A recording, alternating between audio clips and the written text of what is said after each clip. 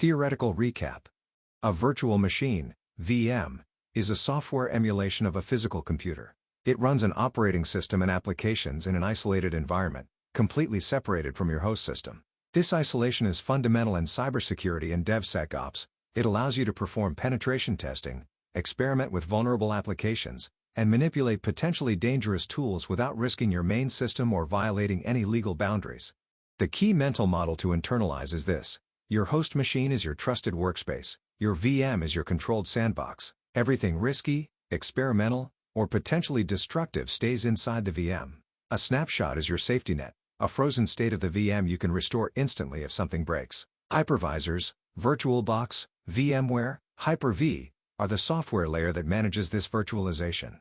Common mistakes at this stage include skipping snapshot creation before starting sensitive work, allocating too little RAM or disk space to the VM, causing slow or failed installations, ignoring network adapter configuration, which determines whether your VM can reach the internet, communicate with other VMs, or remain fully isolated, and neglecting to verify that virtualization is enabled in the BIOS/UEFI. A practical mini-example.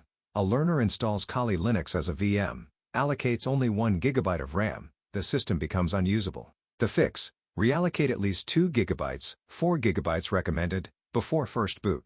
This recap bridges everything you covered in Prepare Your Secure Test Environment, VM, accounts, browser, and sets the stage for the hands-on work ahead. Workshop Brief. This workshop is the practical foundation of your entire cybersecurity and DevSecOps learning journey. Every tool, every pen test, every pipeline test you will run later depends on having a stable, correctly configured virtual machine environment. The goal here is not just to install a VM, it is to install it correctly, verify it rigorously, and document your setup so you could reproduce it from scratch if needed. You will be working with a hypervisor of your choice. VirtualBox is recommended for its cross-platform availability and zero cost, and a security-oriented Linux distribution. Kali Linux is the standard reference in the field, but Parrot OS Security Edition is an equally valid alternative if you prefer a lighter footprint. Both ship with the core tools you will need throughout this course: Nmap, Wireshark, Metasploit Framework, Burp Suite Community, and more.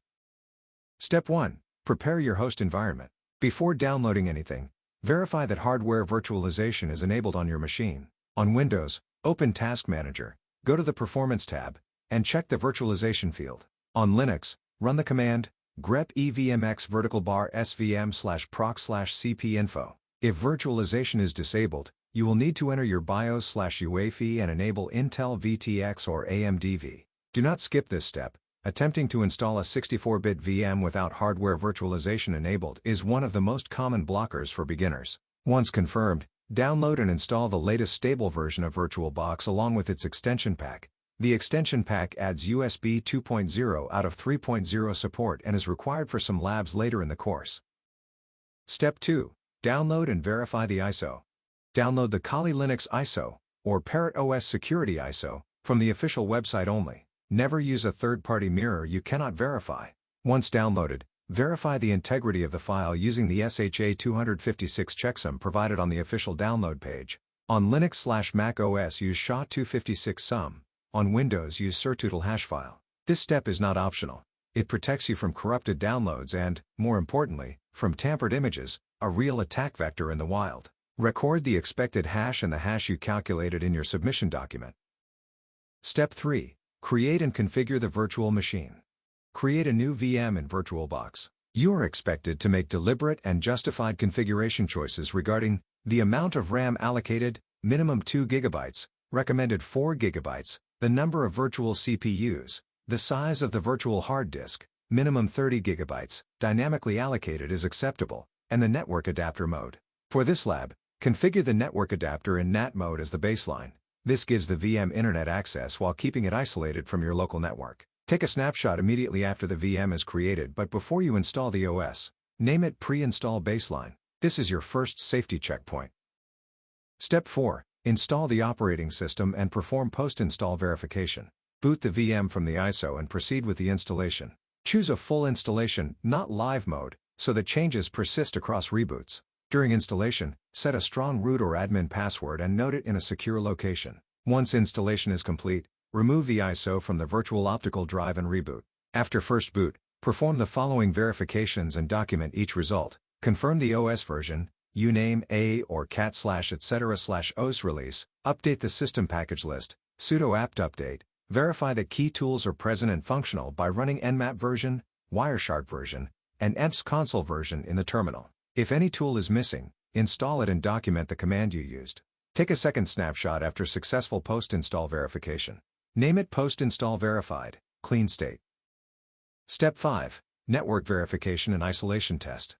Verify that your VM can reach the internet in NAT mode by pinging a known public DNS server, ping 8.8.8.8.8. Then verify DNS resolution works, ping google.com. Document both results with screenshots. As a final step, briefly explore the network adapter settings in VirtualBox and understand, do not necessarily configure, but understand, the differences between NAT, bridged adapter, host-only, and internal network modes. You will be asked to explain these differences in your submission. This conceptual understanding is essential. Later labs will require you to switch modes deliberately depending on the attack scenario. Deliverable and submission. Prepare a structured document, PDF or Markdown, that includes a summary of your host environment, OS, CPU virtualization support confirmation, the SHA-256 hash verification result, your VM configuration choices with brief justifications, screenshots of the post-install verifications, OS version, tool versions, screenshots of the network tests, a short explanation, 5 to 10 lines, of the 4 VirtualBox network adapter modes and when you would use each one, and the names and timestamps of your 2 snapshots. Be concise and factual. This document is both a technical record and a reflection of your analytical approach.